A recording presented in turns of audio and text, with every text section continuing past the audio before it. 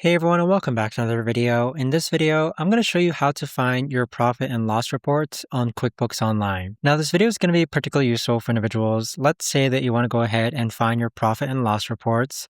How do you actually go ahead about doing so? Now this video is going to be short, sweet, and simple, guys. There's not going to be a lot of steps involved. Now, in order to do this, what you're first going to do is log on to QuickBooks Online. Next, on the left-hand side, highlight where it says Reports and then click on Standard Reports. So in my case, I already have my profit and loss by month favorited and as well as my overall year profit and loss. So if you don't have this already favorited, it's not going to appear up top.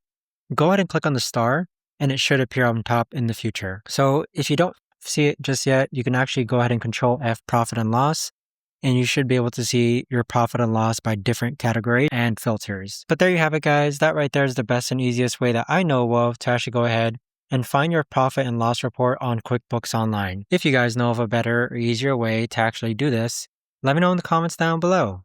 I would love to know. Thanks so much for watching, everyone, and I'll see you guys all in the next video.